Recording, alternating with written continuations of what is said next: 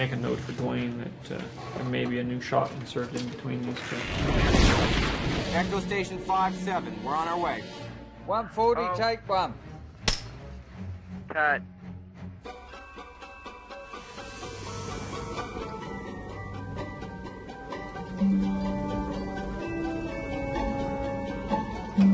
Are those your real movie boots? No.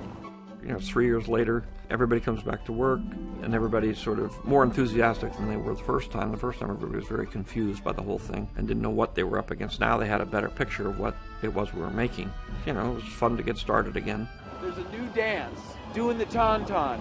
3 steps like this, and then fall over. How can they laugh in this weather? They're challenging.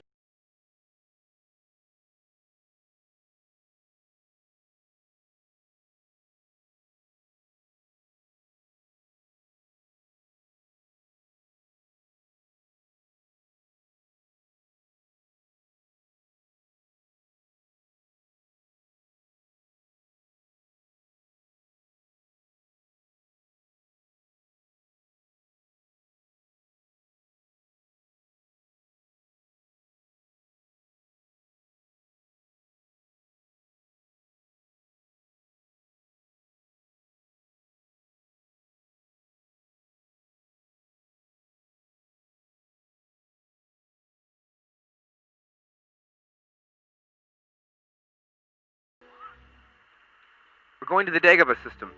I was particularly disconcerted that R2 had gone off with Luke Skywalker. But they'd given 3PO Han Solo to deal with. Well, of course I'll have to replace it. Chewie! And brought out a quality in 3PO of disdain. Chewie, take the professor in the back and plug him into the hyperdrive. He couldn't quite understand human behavior, especially coming from Han Solo. Really terrible. Really terrible. 289J, take 8. I liked the Han and Leia love scene in the Millenium Falcon. We didn't know how that was going to work, and I think that came off very well. Hey, your worship, I'm only trying to help. And that's really due to really Carrie and Harrison, who took that scene and actually subtly took it into a place that most people didn't expect us to go. I happen to like nice men. I'm nice, man. You are not nice. You.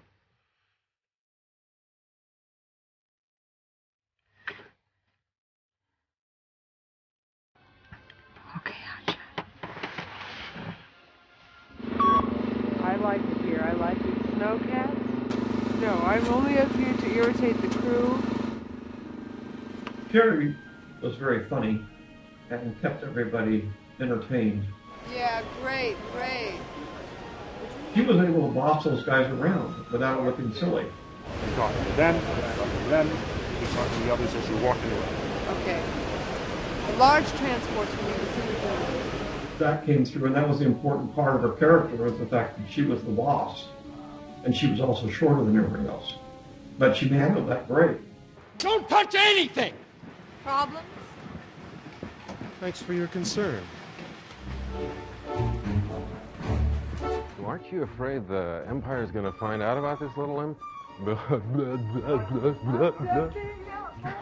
I always saw him as a heroic figure.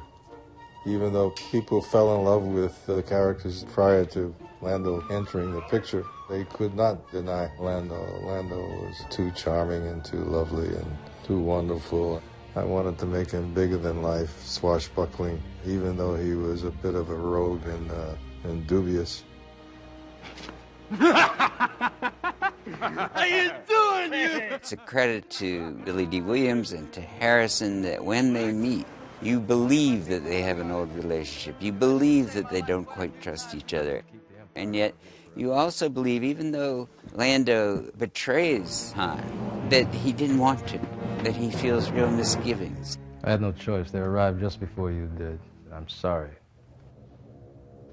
I'm sorry, too. And Han is not ready to hear that just before he's put into carbonite. Good!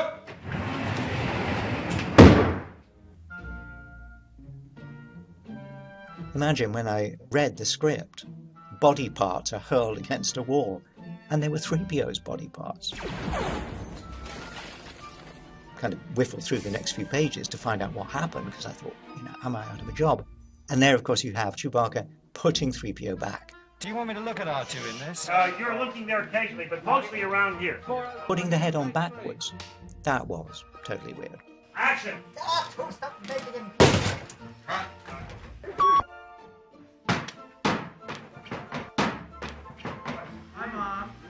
This was the most physically taxing of all the films because of the lightsaber duels.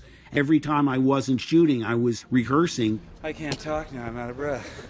Something that took weeks and weeks to shoot, even though it only lasts a few minutes on film. So it taxed me to the limit.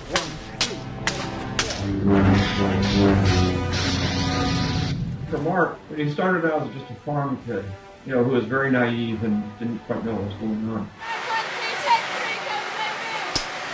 This one, he's becoming a hero. He gets thrown a lot of stuff, not the most important of all is the fact that he was fighting his father. 398M, take one, A&B When I read the script, it was so unexpected. Usually when you do a sequel, they want to just repeat the experience. And, you know, that would mean that the second film would end with exhilaration and triumph. It was so daring. I don't think we were ever able to be that surprising again, because it was deeper, it was more cerebral, it was more spiritual. The fact that we faced defeat at the end. Dailies.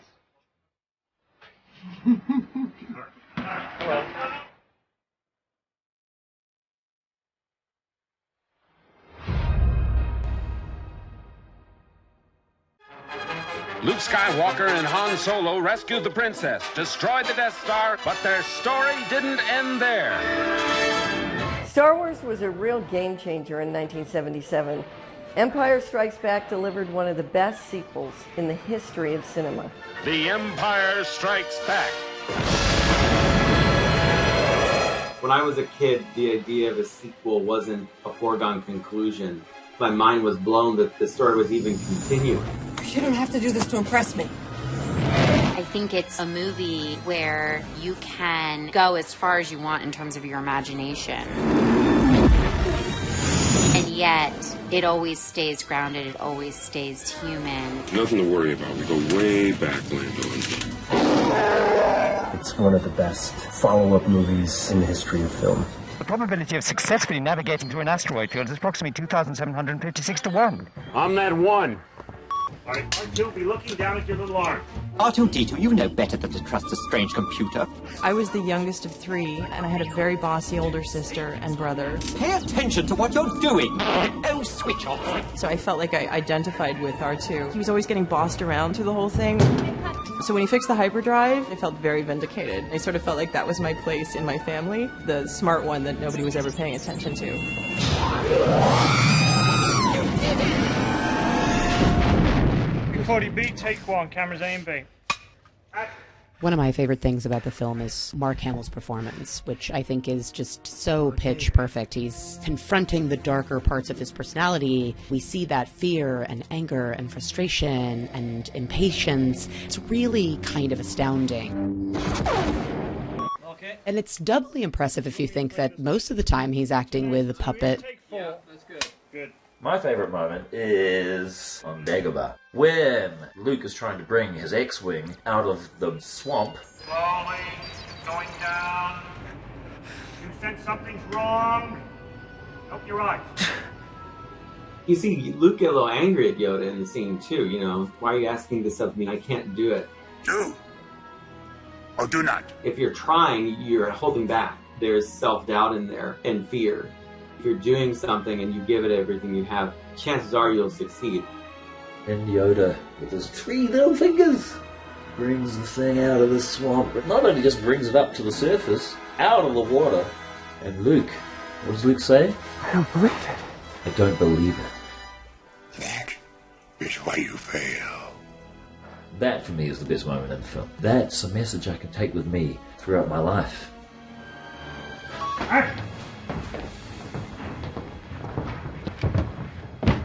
There's so much more Darth Vader. He's such an incredible villain. And then, of course, the twist at the end with I am your father, that's like a whole other level of drama. The I am your father moment, obviously, is fantastic. But I would say the battle in the snow, that's amazing, and it happened so early in the film. It's just spectacular. Visual effects-wise, it started this tradition that you saw at ILM of improving and improving and improving. They took everything they did in the first film, and they had learned from it, and then they did it better in Empire Strikes Back. So you see these advancements happening. It felt real, it felt so believable, and yet it's so imaginative and creative.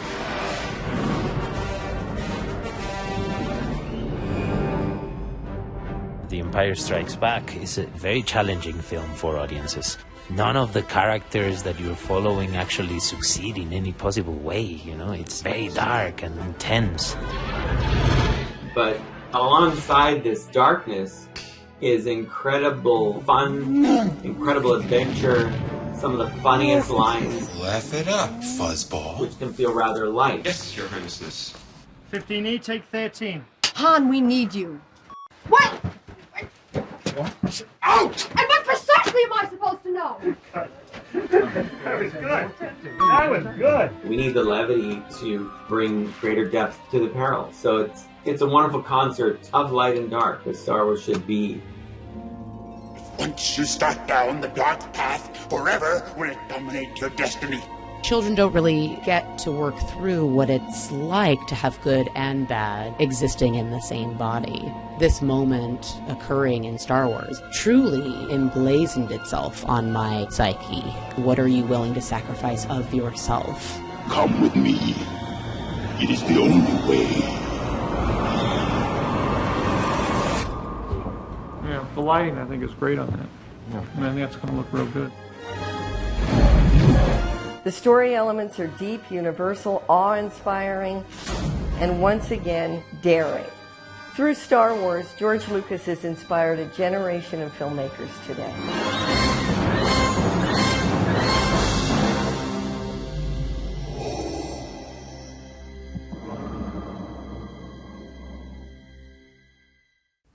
Hi there, movie lovers. Debbie here with today's movie fact.